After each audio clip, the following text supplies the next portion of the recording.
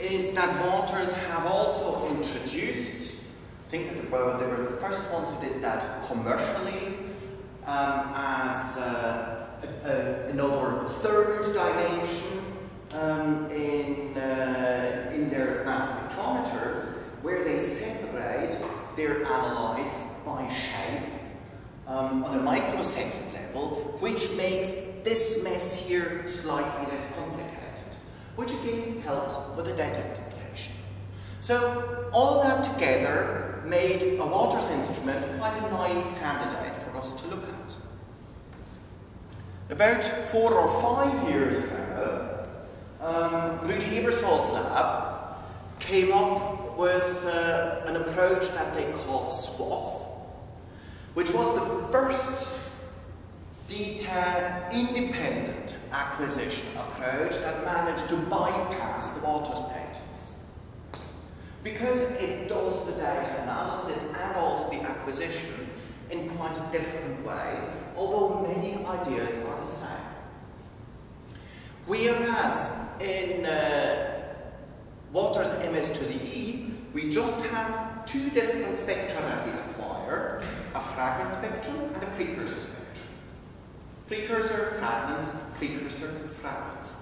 In a SWOT experiment, we take our space for the fragments and we acquire a dozen or maybe 2 dozen different fragment spectra, but still we acquire all of them with a really wide window of about 25 dollars. Sometimes even with variable windows. The advantage of that over acquiring 25 MSMS spectra is that we do get MSMS information for basically everything that's within the mass range where we acquired data. The disadvantage, a bit akin to the Waters MSVE approach, is that when you're doing SWOT, you also generate within each of these little buckets a bit of a mess. It's not a huge mess, as in an MSVE experiment, but it's still a mess. Now, the main way by which SWOT tries to deconvolute that mess is it works on the basis that it generates a library. Because MSMS spectra for one particular peptide will always look more or less the same. They're quite reproducible. So once we have identified a peptide with a particular mass to charge ratio at a specific retention time, we know where it is, and we can use that spectrum to assign fragments peak in our little mess buckets to precursors. And we can use that to then extract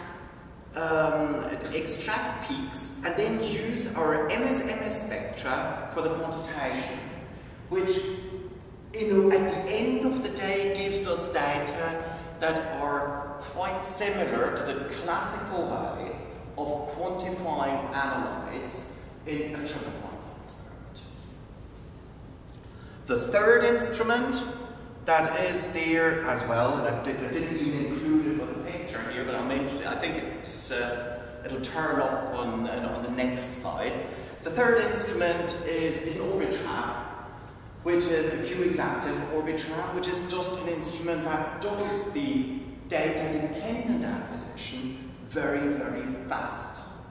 It also allows for doing data-independent acquisition, which is very similar to the SWOT that you can do on SciEx instruments, but that doesn't work that well at the moment yet, I think. But the data-dependent acquisition is very, very nice. And I'll come quickly back to my title, a heart for mass spectrometry, because that's what I got. I got hearts. And I got guinea pig hearts. Why did we choose guinea pig hearts for that kind of analysis? Well, there was basically 2 different motivations. One is that there is a physiology group at Newcastle University that I've been collaborating with for a good while, and they were very interested in heart development. But why the guinea pig? Well, it's quite interesting that the heart of the guinea pig is physiologically a lot more similar to the human heart than the heart of other model animals, such as in particular the mouse and the rat. So, and that's sort of illustrated by these action potentials that are taken from this publication here, where guinea pig and human look very, very similar, particularly once you then account for the difference in the size and the weight of the animals, whereas the mouse is just a completely different shape of the action potential. And to physiologists, it's quite important to understand that. Another thing that is quite relevant is that the pregnancy of guinea pigs and the course of the pregnancy is more similar to humans than in rodents. So we had guinea pig hearts, and we took hearts from 3 adult guinea pigs and from 3 fetal guinea pigs.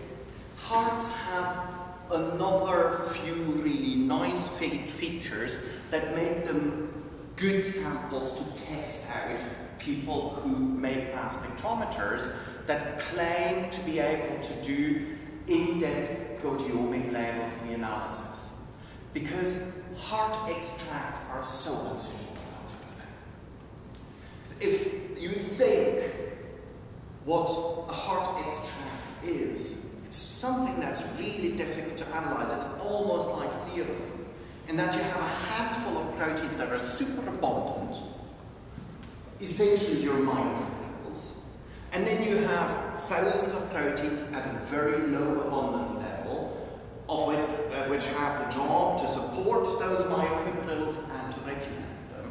And they are very often the ones that we want to find out lots of things about. But we also need the information about the myofibrils. So we have a very large quantitative dynamic range, which is an interesting thing to test instruments out.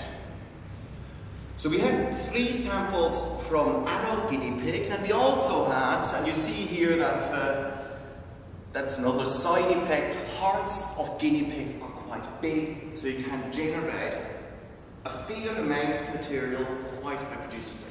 It's not very difficult to analyze, and you notice although these here are 3 different animals, these chromatograms look very, very similar to each other. We then had 3 fetal guinea pigs. They're actually not newborn, they were sacrificed just before they were born. And it's, again, you see that we have very good reproducibility, but the profile between these 2, while that is similar, you also see that there's a good few differences, which is also something that we wanted to see, of course, because we wanted to check out how well can we detect these differences if we use different instrumentation. And these chromatograms actually are taken from Q-Exactive data that were acquired by the Thermo Demo Lab in the UK. And they sent us then a bucket load of data over actually the same road that I'm going to get your data. One of the first questions that we asked was, does it roughly make sense? Does our suspicion, our initial hypothesis that made us choose the guinea pig heart, does that make sense? And we went back to a paper that possibly some of you will have noticed last year. There was 2 back-to-back papers in Nature, one by the Pandy Lab and one by the Kuster Lab, about drafts of the human proteome. And the Pandy Lab paper have this human proteome map database, which I think is humanproteomemap.org, and it's accessible on the internet. It was actually not for months, which was a bit of a shame. But it's now back, and it's there. And one of the things that is there that differentiates it also from Kuster's database is they also have fetal tissue in there. And one of the fetal tissues that they have is fetal heart. So we have a data comparison of human fetal heart and guinea pig fetal fetal heart, and we were actually quite positively surprised by how much of a correlation we had between the human and the guinea pig fetal system, particularly taking into account that, and this here is in the log space, and taking into account also that these are very different fetal stages. The human fetal heart is a very early heart, whereas the guinea pig fetal heart is just before birth. And again, this one here is from data that were taken from the Q-exact